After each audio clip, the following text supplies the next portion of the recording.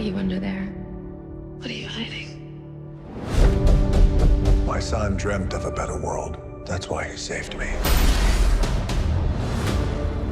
You can go to any timeline, any universe. Why fight to save this one?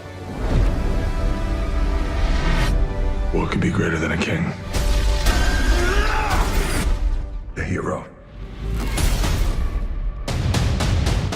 I just got goosebumps.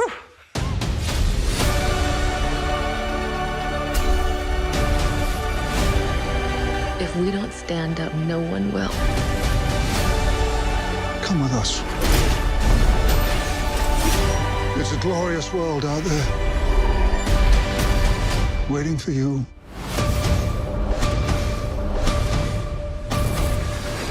Are you in?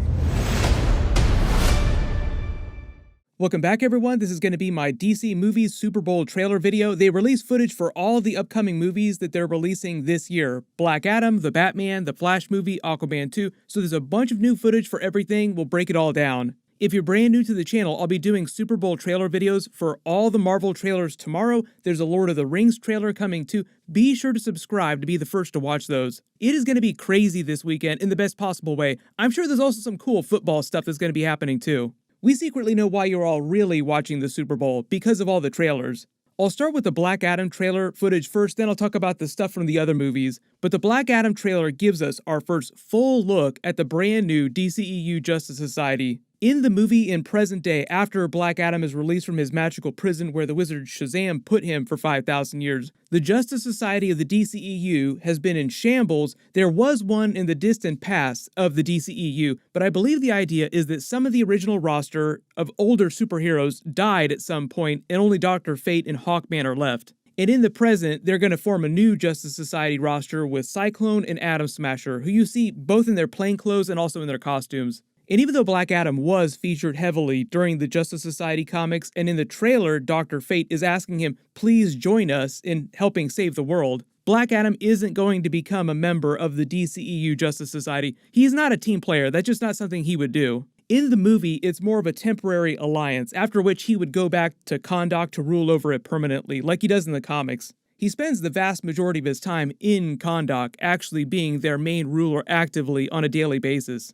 And obviously at the end of the movie, they'll set up Shazam versus Black Adam crossover in their next movies, like after Shazam 2, more like Shazamly versus Black Adam. That big crossover won't actually be happening till like Shazam 3 or Black Adam 2, not till after both of their next movies, however they want to handle that, like what they'll actually call it.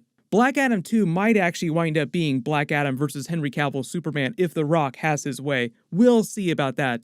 The brand new footage starts with Black Adam in his full cape from the comics, like his cloak is on, getting ready to wreck some military helicopters in Kahndaq. All the scenes in the trailer here where he's wearing his full cloak seem like they're right after he comes out of that magical prison, as he's learning what's happened to the world in the past 5,000 years. Like learning about all this modern technology, weaponry, and then destroying them like they're bugs. Like, oh, you have all these guns and missiles and bombs, and they don't even leave a scratch on him. Imagine him soaking all this damage like Superman. Like he's so OP, missiles would just tickle him a little bit.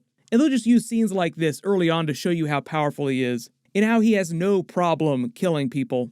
He's way more powerful than Shazam, mostly because of the way Shazam shares his power with the Shazamly. Black Adam does not share his power with anyone, so he's operating at 100% of his potential all the time, whereas Shazam is only ever at a fractional amount of his potential. The only reason why the Shazamly ever has a chance against Black Adam is when they all coordinate their attacks together, but usually they're not all together, all fighting him at the same time. When he's inside these ruins here talking to Hawkman, this is inside the ruins where they found him. You notice Hawkman is in his full comic book armor. There's a couple scenes with him where he unfurls his wings, you see his spaceship. Black Adam says his son dreamt of a better world, and that's why he saved him. You see a flashback scene of him right before he became Black Adam when he was still a slave, and it seems like they're beating him or they're getting ready to kill him. And I believe what he means when he says his son saved him is that his son sacrificed his life to save him from these slave masters in ancient Kahndaq, and Black Adam was forced to watch them kill his son. His wife died too, so something similar may have happened to his wife.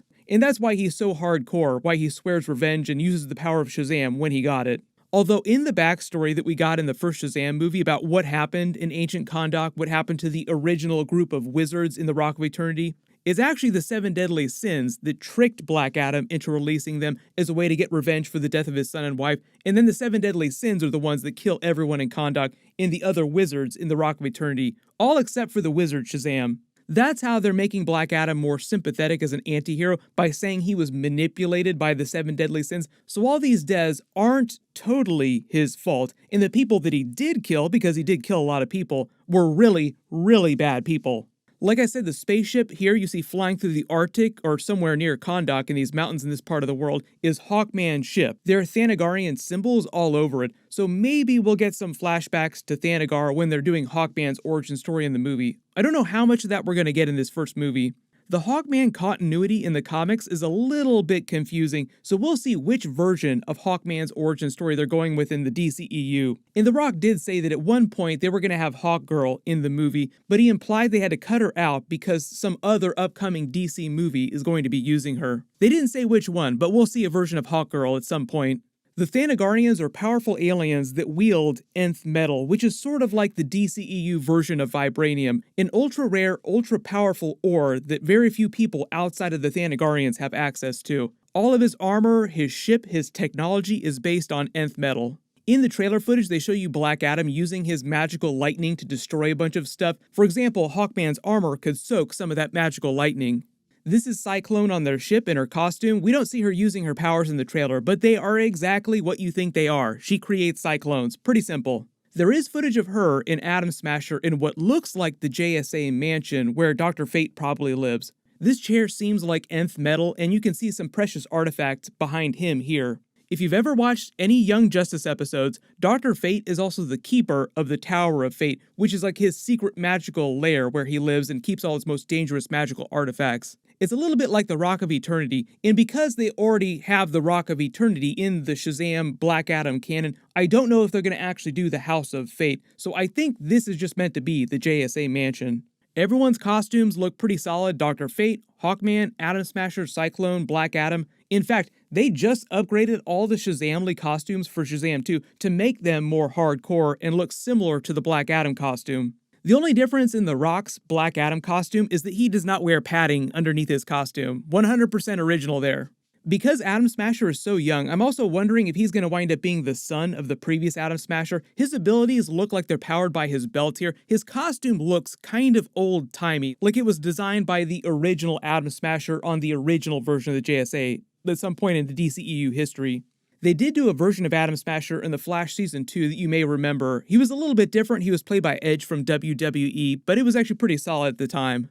There are a couple other scenes of Black Adam busting out of his tomb here with all these carvings of people around him. But because the movie's coming out this summer, we'll probably get a bigger trailer when they release the Batman movie in March. And speaking of which, next up, there isn't a ton of brand new Batman footage in this, so I'm just going to skip over that. There was a separate Batman Super Bowl trailer that they released, so I will do a video for that in the next couple of days as I get through all the different Super Bowl trailers that are coming this weekend. The new Flash movie trailer is pretty brief. It's mostly just hyping up some of the new aspects of the upgraded Flash suit. Notice that it's got retractable visors in his eyepieces, like he lowers them when he runs. The voiceover for Michael Keaton's Batman is also the same one from the last trailer, so not a ton of brand new footage here. The new Aquaman 2 Lost Kingdom footage is of him in that new stealth suit. That's why it looks so dark. It's just a stealth suit. There's also a new scene of him in the old suit sitting on the throne of Atlantis. Not a ton of brand new footage. I've already done a full breakdown video of the bigger Aquaman 2 trailer they released last year, so I'll add a link for that in the description below. The Lost Kingdom that they reference in the title of the movie is the Lost Seventh Kingdom of Atlantis. Originally, Atlantis was a nation made up of 7 different kingdoms that broke apart when it sank. Based on the other trailer footage, the Lost Kingdom seems like it's either underneath the Arctic in the north or underneath Antarctica in the south.